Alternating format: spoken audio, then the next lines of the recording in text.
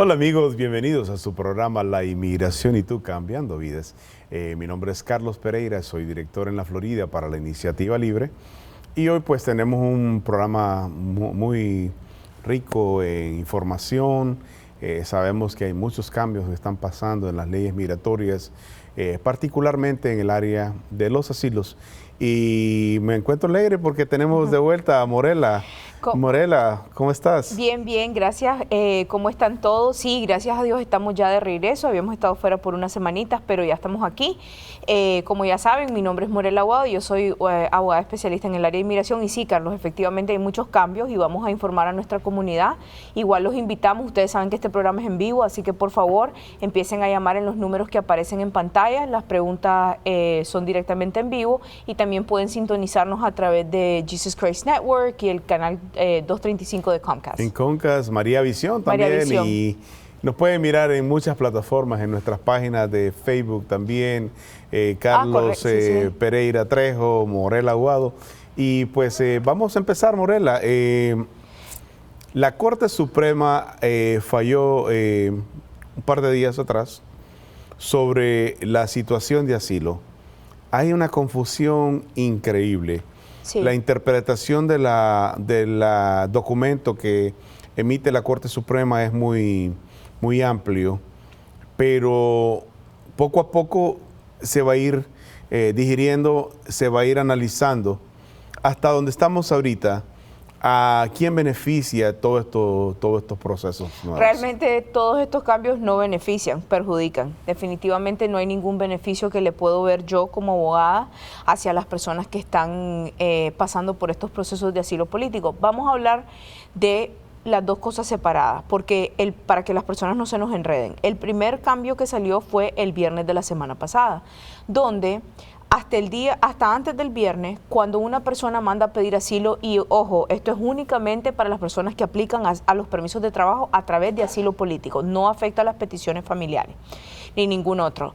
Cuando uno manda a pedir el permiso de trabajo en base a asilo, que eso se hace 150 días después de haber mandado y haber recibido el recibo de asilo, Inmigración tenía un término de 30 días para procesarte lo que era el permiso de trabajo, es decir, para mandarte el recibo, mandarte a tomar las huellas. No es que en 30 días te enviaban el permiso de trabajo, pero lo procesaban en 30 días, tenían la obligación. Y todo aquel que renovaba se le tenía que procesar en 90 días. El primer cambio con respecto al asilo que salió el viernes es que ya Inmigración no tiene esa presión de completar y procesar los permisos de trabajo dentro de los 30 días o de los 90 días. ¿Por qué? Porque ahora les dicen que el tiempo es abierto porque ellos tienen mucho trabajo. Eso quiere decir que una persona que aplique a un permiso de trabajo puede ser que no reciba ni siquiera el recibo que te permite ir a sacar una licencia en meses y ya no puedes reclamar. Eso es un cambio que definitivamente no va a beneficiar a las personas que están pidiendo asilo político. Ahora, el punto aquí importante también es, sí es cierto que afecta a las solicitudes de asilo, también hay que mirar que están protegiendo al ciudadano americano Sí. y al residente que está pidiendo a sus Correcto. familiares. Y también acordémonos que el sistema migratorio es un sistema semiautónomo. La estructura es parte del gobierno, pero los servicios de inmigración los paga el cliente, Claro. la persona el usuario. Entonces, la persona ciudadana que está queriendo pedir a su esposa, a Sí. sus hijos, residente que está pidiendo a sus familiares, quiere realmente que pues sus procesos avancen y darle el beneficio. Ahora, lo que está haciendo la Corte Suprema básicamente es protegiendo el ciudadano americano. Correcto. Y entrando en una situación difícil para el que está buscando asilo. Entonces, ¿qué pasa con los que ya tienen asilo en proceso y tienen permiso? ¿Cómo va a ser el proceso para ellos? Ok, entonces ese punto que vos tomás, Carlos, y el punto de vista que da es súper importante porque es correcto lo que vos decís. A quien afecta y no es nada buena noticia para el del asilo, pero unos son afectados y otros son beneficiados. Como vos decís, eso se hace también como una medida para poder avanzar los otros casos que, por ejemplo, como vos sabés, antes una residencia salía en 3, 4 meses y ahora tarda más de un año en algunas oficinas. Entonces, para las personas que piden asilo, que es a quien afecta, El que ya hizo su trámite y eso está protegido, pero todo aquel que vaya a pedir un permiso de trabajo ahora o vaya a renovar va a caer dentro de esta nueva norma. La parte difícil de todo esto, y es donde no se entiende, tú aplicas a un permiso de trabajo que te dura un año y ahora puede tomar un año en procesarse, entonces vas a poder recibir un permiso de trabajo a punto de expirarse. Entonces Correcto. Es medio irónico. Sí, incluso hasta antes de esta regulación, incluso con las peticiones familiares que hacemos, cuando el permiso de trabajo llega, tenés que renovar antes de los 6 meses porque tarda 6 meses, o sea, hay que renovar 6 meses antes de que se venza porque tarda 6 meses en llegar. Entonces realmente la persona va pagando por un permiso de trabajo, pero es válido por 6 meses, no es por un año, porque de ahí antes de los 6 meses tenés que estar renovando. Ahora puede ser que recibas el permiso de trabajo a punto de expirar. O sea, o tengas que renovar inmediatamente. Y eso es como la situación más o menos similar a lo que está pasando con las extensiones de visa. Que pedís una extensión de visa, no te ha llegado la respuesta y ya estás pidiendo la segunda. Claro, es bastante complejo.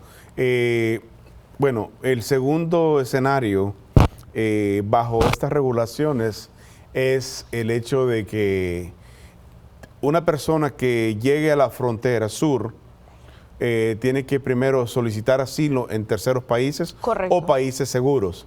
Ahora, los países o terceros países o países seguros son Honduras, Guatemala y México. Mientras estos países no le nieguen una solicitud de asilo a esta persona que busca protegerse, básicamente Estados Unidos no va a poder procesar un asilo para que esta persona se pueda proteger. ¿Es así como se está manejando? Correcto. Definitivamente, como sabemos, en la administración del presidente Trump había emitido una decisión donde se decía de que las personas que entraban por la frontera sur, si no pedían asilo político en un tercer país o país seguro, cuando llegaran a los Estados Unidos a pedir asilo, se les iba a decir que no. Esa decisión se puso en espera porque hubieron apelaciones o pleitos en contra de esa decisión.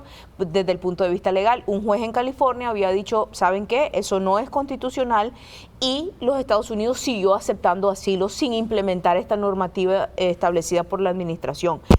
Pero lamentablemente el miércoles, o afortunadamente para otras personas, el miércoles la Corte Suprema, que es la ley suprema, la justicia, quien tiene la última palabra, ha dicho que efectivamente la política del presidente Trump está dentro del marco de la ley y que a partir de este momento las personas que entraron de julio 15 se verán afectadas por la normativa. Es decir, que si ahora cualquier persona que ahorita esté en la frontera y que quiera pedir asilo político, si pasó por estos países anteriormente mencionados, como Guatemala, Honduras, y no pidió asilo ahí, se le va a rechazar y se le va a regresar de la puerta. Wow, interesante.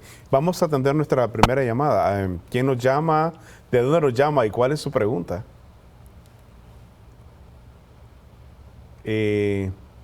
Parece que tenemos una persona en línea, pero no se está comunicando todavía con nosotros. Entonces, vamos a seguir descifrando todos estos puntos. Realmente estos terceros países son terceros países donde la gente busca lo que ha perdido en sus países. Ahora, Carlos, el problema el razonamiento bajo esta norma de implementar, de venir antes de los Estados Unidos, es básicamente ser un colador. Porque el razonamiento detrás de la Corte y de la administración del presidente Trump es que asilo político no es para personas que están teniendo dificultad económica en su país o están sufriendo una situación de crimen. Es para personas que realmente están siendo perseguidas bajo las 5 razones enumeradas de la ley.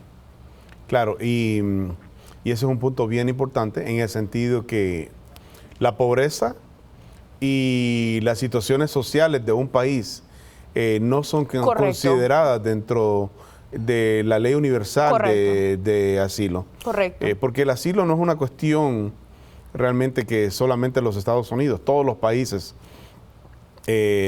ofrecen ese beneficio. Entonces el punto es, esta gente sale de sus países buscando lo que han perdido, que es la libertad, la seguridad y cosas así, pero no entra en el marco legal de la solicitud de asilo. Lamentablemente no. Pero yo creo que el punto central de todo esto también viene siendo lo que se llama el frivolous asylum, el asilo frío, donde la gente perdió el miedo a la ley americana, perdió el miedo a presentar documentos y solicitudes que no calificaban, porque generan información que de repente Estados Unidos puede verificar que no es real, y nos ha llevado al punto en que Estados Unidos determina que toda esta información es incorrecta y están negando asilo más que nunca. Oh, sí, el porcentaje de negación de asilo, o sea, creo que por cada 1000 asilos que se presentan, solo 8 se ganan. O sea, es algo totalmente increíble. Y ese porcentaje es alto en relación a otros tiempos, donde llegaba máximo a un 5%. Sí. De aprobación, pero creo que con las nuevas normativas y los nuevos casos, ese porcentaje de cada 1008 definitivamente va a pasar a de cada 1002 o algo así, porque definitivamente no solo es la implementación ahora de que tenés que pasar por un tercer país, también, por ejemplo, antes había asilo político por violencia doméstica, había asilo político si tu familia estaba siendo perseguida, y en menos de un año han habido 2 casos fundamentales en la Corte Suprema de los Estados Unidos que han dicho: 1, no hay asilo político por violencia doméstica porque los Estados Unidos no tienen por qué resolver la falta de presión o de protección que un país no le está dando a una víctima de abuso doméstico. Eso no es un problema de asilo político. Los Estados Unidos ha dicho, eso es un problema interno donde el país, por ejemplo, tiene que proteger a las mujeres contra el femicidio, etcétera. Entonces, esas son cosas que han afectado a muchísimos casos de asilo político. Y la otra, que es la familia. Por ejemplo, yo tuve varios casos de asilo político antes de esta normativa, donde yo ganaba el asilo político porque la familia entera estaba siendo perseguida por X o Y persona. Ahora, aunque la familia esté siendo perseguida, un momentito, pero esa familia, ¿cómo se identifica o se distingue del resto de la familia? Ya no solo es decir, no, es por persecución familiar. Y demostrarlo. Ahora tenés que, aparte de persecución familiar, cómo esa familia se distingue del resto de la familia. Y eso hace bien difícil ganar esos casos. Pero llama la atención porque hubo un punto como hace un año atrás más o menos, donde determinaron que las víctimas de las gangas y problemas sociales de crimen iban a ser revisados nuevamente por medio de una corte de apelaciones. Y ahora vuelven con esa negativa. ¿Qué pasa con todos esos casos que ya estaban puestos en prima fase? ¿Están cubiertos por la regulación anterior? No, ¿O tienen que enfrentar la nueva ley? Tienen que enfrentar la nueva ley y lamentablemente tengo un caso que obviamente no puedo decir en nombres, pero es una señora de Perú que tuvo una violencia doméstica bien fuerte. El esposo incluso es policía. Nosotros presentamos todo de una sola vez, todo el caso, pero la corte me la dieron hasta enero del próximo año. En ese entonces, cuando yo presenté el caso hace más de un año, mi argumento era violencia doméstica y era un caso claro de ganar. En cambio ahora, yo como abogada tengo que estudiar cómo yo saco una nueva grupo particular para ella cuando yo tenía establecido mi grupo, porque a pesar de que yo lo presenté antes de que entrara esta ley, mi juicio no ha pasado, eso a mí me afecta la nueva decisión. Wow, es impresionante. Sí. Creo que tenemos una llamada. ¿Quién nos llama? ¿De dónde nos llama y cuál es su pregunta? Hello. Pues estamos teniendo problemas técnicos con la entrada de las llamadas, pero vamos a seguir conversando. Esta política migratoria es algo que jamás se había visto o han habido escenarios peores en cierto momento de la historia de los Estados Unidos. Bueno, para mí, desde el momento, yo soy una abogada que tiene 9 años de estar ejerciendo. En el tiempo que yo he estado ejerciendo, definitivamente yo te puedo decir que es en este momento cuando las políticas y las leyes migratorias están maduras. Sin embargo, también tenemos que entender algo. La crisis que se está viviendo en los Estados Unidos es un momento donde la crisis está más dura. Una cosa que siempre discutimos, Carlos, y hemos estado de acuerdo los dos en esto, es que se ha utilizado la figura del asilo político como un pasaje para entrar a los Estados Unidos por la frontera, y eso realmente no es la figura del asilo político. Yo creo que la administración del presidente Trump lo que quiere también es hacer como crear conciencia. El asilo político no es un juego. El asilo político no es venir a inventar, traerte a tu tu hijo menor solo para que te dejen cruzar. El asilo político es realmente para personas que su vida corre peligro y los Estados Unidos lo que quiere es proteger a esas personas. Ahora, los porcentajes de asilo, de las solicitudes y aprobaciones de asilo también subieron muchísimo a raíz del tema de Venezuela, el tema de Bolivia, el tema de Cuba, el tema de Nicaragua. Muchos nacionales de estos países están ganando asilos, pero realmente califican a sus asilos porque pueden mostrar sus historias. El problema lo tiene, y yo creo que todas estas decisiones y todos estos argumentos salen a raíz de que se han visto personas que rentan niños para poder cruzar una frontera. Entonces, realmente yo creo que esa viveza criolla, esa viveza que a veces tenemos los latinos, nos ha llevado al punto de que Estados Unidos, la Corte Suprema, recordemos, no todos los casos llegan a la Corte Suprema. Para que esto haya llegado a la Corte Suprema y hayan tomado estas determinaciones, tienes que ser porque tienen información amplia y vasta de lo que es estos procesos. Claro. Entonces, realmente se ha jugado mucho con el tema de los asilos. Se han corrido falsos rumores de que Estados Unidos está dejando entrar, que la frontera está abierta, y realmente Estados Unidos nunca te da permiso para que tú puedas entrar. Y yo creo que hay un error gigantesco de interpretación de nuestras comunidades, porque cuando nos toca hablar con gente te dice, no, es que yo escuché que estaban dando permisos, o te dicen, no, Estados Unidos me dio un permiso para entrar. Correcto. Esto nunca ha sido así. No. Estados Unidos nunca ha dado permiso. Ahora, una persona se presenta en la frontera sur o lo detienen cruzando, le hacen un proceso normal como a todo mundo. Ahora, si estas personas no tienen espacios en las cárceles, o le generan una fianza, o le dan una aprobación de que se va a presentar a las cortes y le dan un día de corte. El problema, eso no es un permiso. Así es. Eso no es un permiso. Entonces yo creo que ahí ha sido la confusión de mucha gente. El problema es que estas personas no regresan a las cortes a defender sus casos. Correcto. Y tú que estás en las cortes puedes saber que hay jueces que tienen citas desde las 8 de la mañana hasta la 1 de la tarde y a veces los cuartos están vacíos porque la gente no se presenta. Correcto. Y ese entonces ahí es donde viene también, eso es como lo que la administración del presidente Trump ha dicho, o sea, se están liberando pero no se presentan a las cortes.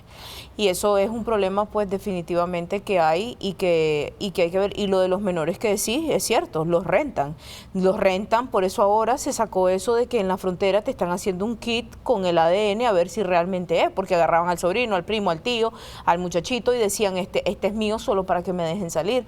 Y ahí viene también la crítica hacia los Estados Unidos de que cómo permití o mueren los niños porque los Estados Unidos no les dan albergue. Eso no es cierto. Los niños están falleciendo porque se les está cruzando por condiciones peligrosas y esa decisión única y exclusivamente la toman los padres.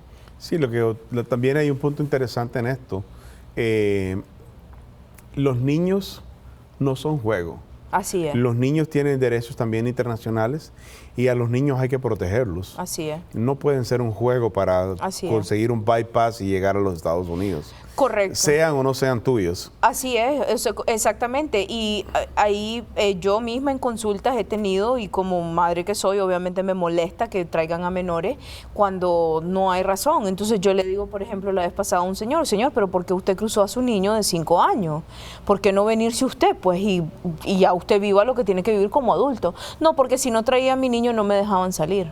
Entonces estás viendo que los están usando como los están usando y uno no podemos usar a los niños tienen que protegerse. Ahora, hay un punto en el tema político importante. Yo creo que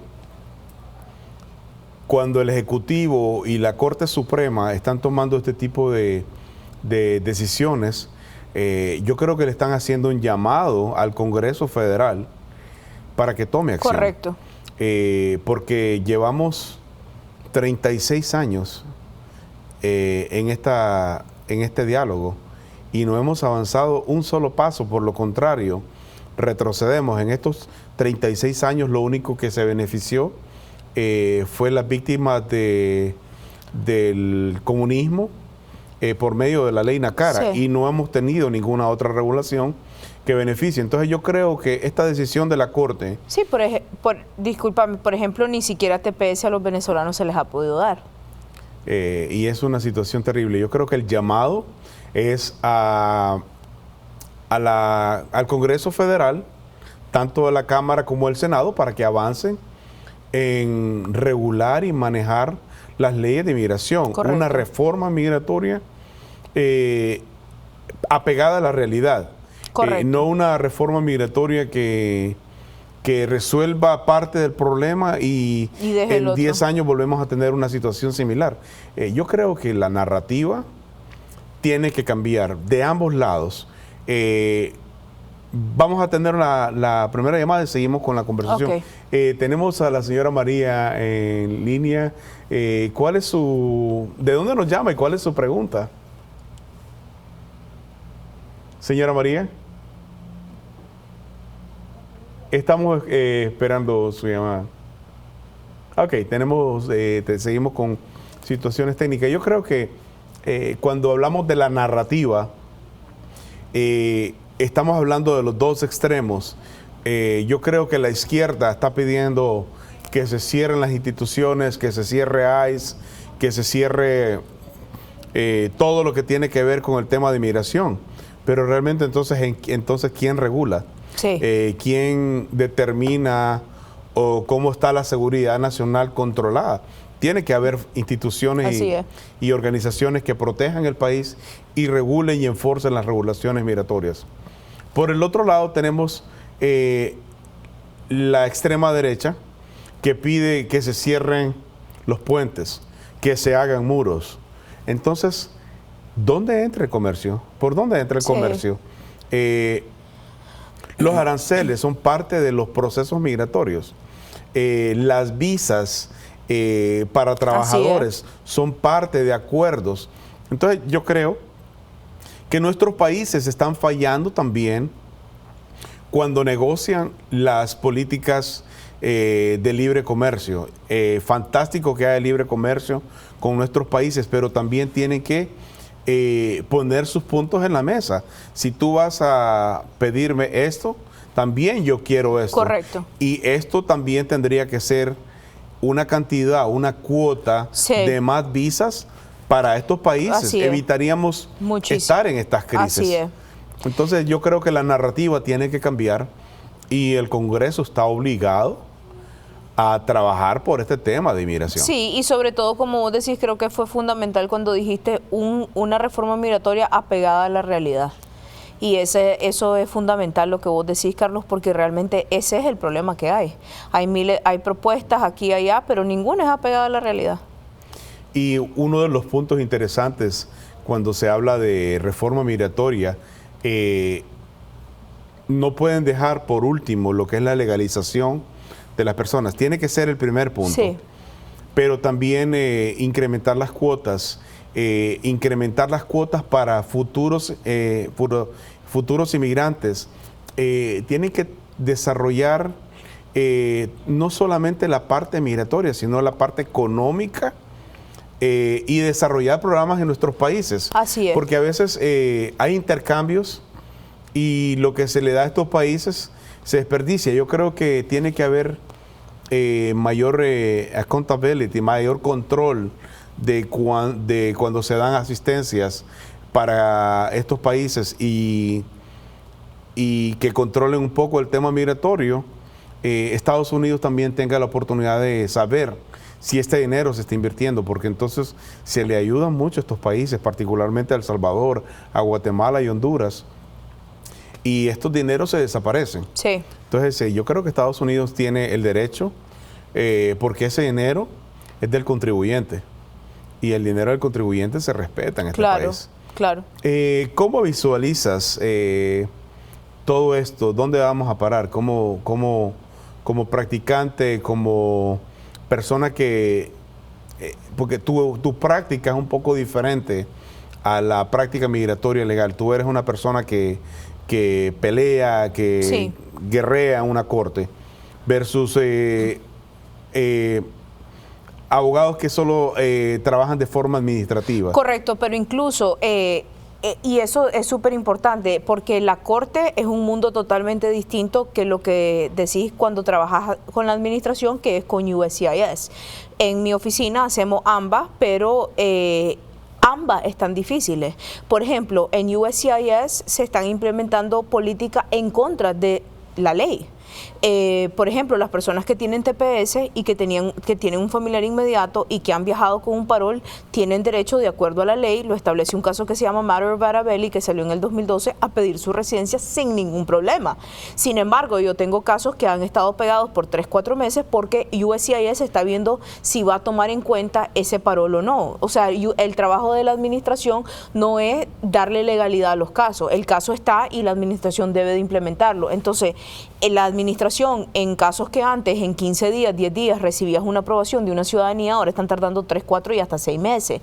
Entonces, estamos teniendo problemas también con la administración y eso crea un nivel de frustración para todos los abogados que estamos ejerciendo en el área de inmigración. Y con respecto a las cortes, ¿qué pasa? Todo se vuelve más difícil. Te cierran los caminos para aprobaciones, pero a la misma vez es entendible porque, Carlos, a los jueces, por ejemplo, se les crea cuotas. Tenés que sacar 700, 800 casos en un mes cerrados. Entonces el juez ahora está menos dispuesto a darte tiempo cuando vos tal vez necesitas un poquito más de tiempo para conseguir documentos que vienen de un país o hacer una evaluación psicológica o traer un experto. Ahora ya no te lo da el juez porque te dice el juez no puede porque tiene que cerrar sus casos y eso está perjudicando el proceso legal. No, y para el caso, yo he estado mirando casos donde la persona va a una entrevista y le dan un day pass, un pase para un día en el lapso de 30 días. Exacto. ¿Cómo una persona con los sistemas de comunicación que tiene va a conseguir documentos originales, a veces de sus países o a veces dentro de los Estados Unidos? Estados Unidos es grande. Correcto. Y los sistemas no son tan perfectos en las cortes para poder conseguir documentación. Es un complejo. Sí, o por ejemplo, antes te mandaban con un mínimo de un mes una entrevista para inmigración porque tenés que preparar al cliente, el cliente tiene que prepararse, etcétera, el calendario, esto, lo que sea. Pues ahora ves que te llega una semana antes que la cita viene en la próxima semana y tal vez hay que actualizar documentos, taxes, récord médico y no te están dando la oportunidad. Wow, estamos en una situación bastante difícil y yo creo que eso es un llamado, como repito, al Congreso. Esa es la única lectura que a mí a nivel personal me da, que tenemos la obligación de llamar a los congresistas y decirles, y senadores también, que pasen y trabajen por una reforma migratoria. Así es. Entonces,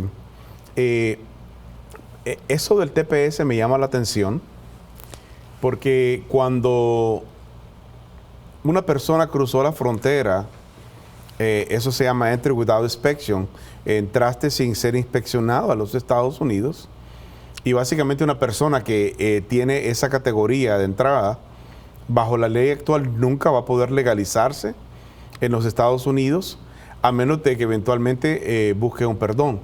Pero las personas que tienen TPS y DACA tienen la oportunidad de salir a sus países por medio de un permiso humanitario, regresar a los Estados Unidos y básicamente están cambiando ese título de Entry Without Inspection a Inspected, Accepted y revisado. Correcto. Entonces, la ley migratoria dice que una persona que fue revisado, aceptado y tiene derecho a legalizarse en este país. Tiene derecho a legalizarse. Entonces, ¿cuál es la situación? Y esa es la cosa, cuando vas a la entrevista, y esto me pasó, como te digo, hace 4 meses, y yo le decía al oficial, pero es que ustedes no pueden cambiar la ley. Es que tenemos un manual, es que la ley es la ley. Existe el manual que exista, la ley es la ley. ¿Tienes un manual o tienes un memorándum? Oh, correcto, y la ley es la ley, o sea, está un claro caso aceptado por la Corte Suprema, es la legalización y se acabó. Y no estamos hablando del circuito 9 y eso que te permite que si tenés TPS, aunque no hayas viajado con parol, hagas tu residencia. No, estas son gente que salieron con el parol. ¿Qué ha implementado ahora el sistema administrativo, lo que se conoce como USCIS? Ya no le dan desde septiembre del año pasado a los Dreamers o a las personas que tienen DACA, si nunca han tenido parol, ya no se los dan. por primera vez. Y a las personas con TPS ya no les quieren dar parol tampoco. Incluso se eliminó la figura de poder ir con una emergencia directamente a inmigración a que te den un parol humanitario, y ahora tengas la situación que tengas, tenés que hacerlo administrativamente, que tarda hasta 6 meses en llegar. Wow, si es que te lo dan. Bastante terrible. O sea, ese es un punto interesante en el sentido de que una persona que no ha solicitado parol humanitario durante todo este tiempo, correcto, que tuvieron no TPS, es casi imposible que se lo están aprobando. Así es.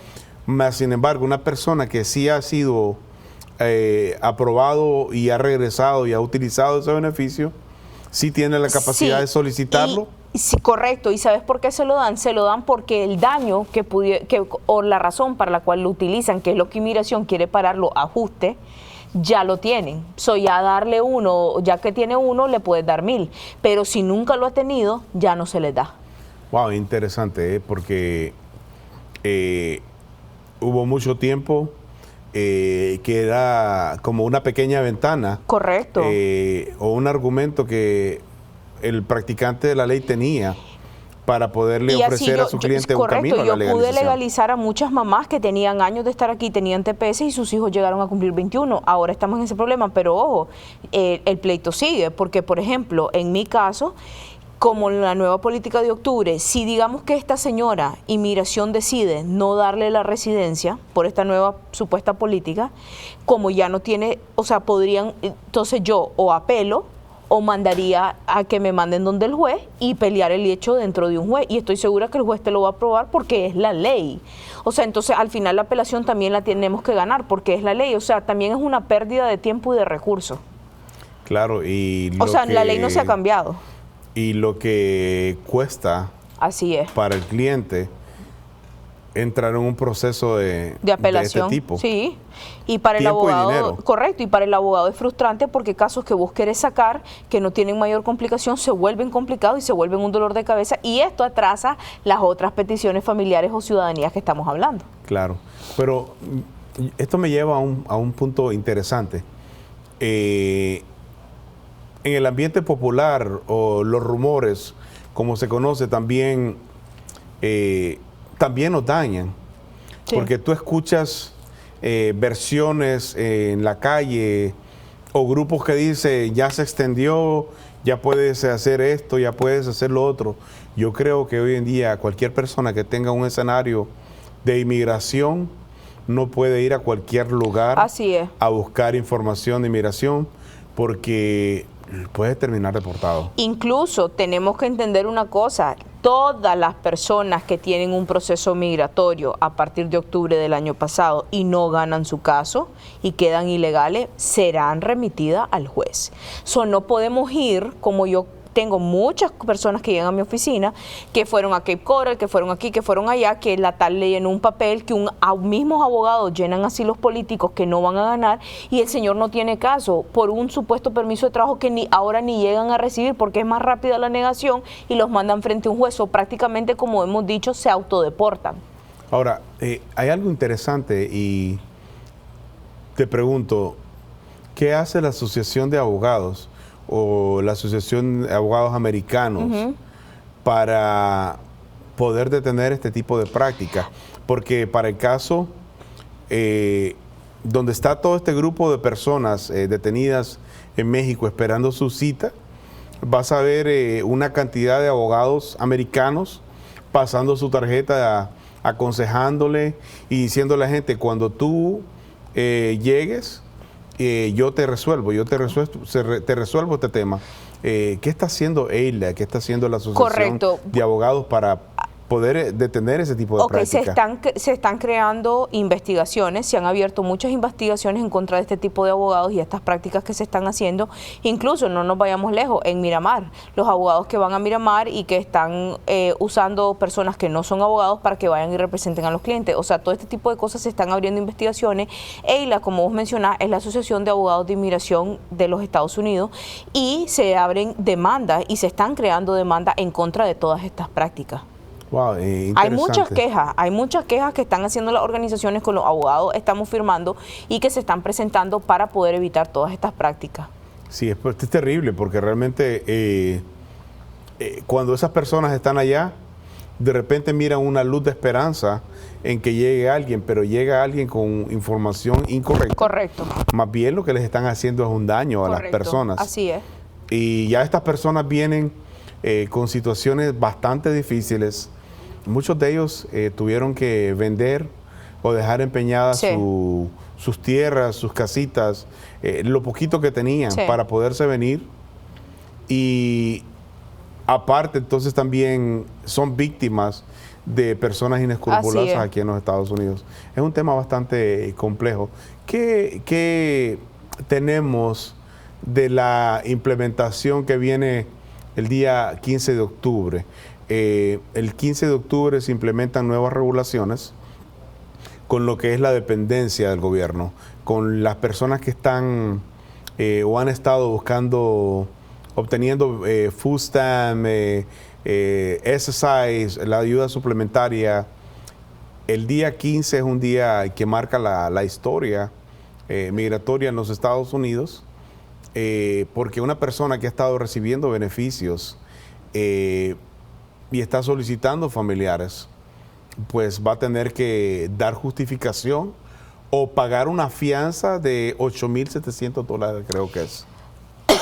A partir del 15 de octubre, por eso si ustedes están en proceso y quieren enviar sus casos, mi consejo es que traten de hacerlo antes del 15 de octubre. Pero a partir del 15 de octubre, toda persona que aplique, y aclaramos, a un proceso de residencia, con excepción de las personas que son víctimas de violencia doméstica o de crímenes de violencia, esas personas no aplican porque nunca se les ha aplicado, o los asilados o el ajuste para los cubanos, son personas que no caen bajo esta regulación. Todos los casos de carácter humanitario, ¿no? Correcto. Todos los casos de carácter humanitario, esto no los afecta, queremos aclarar.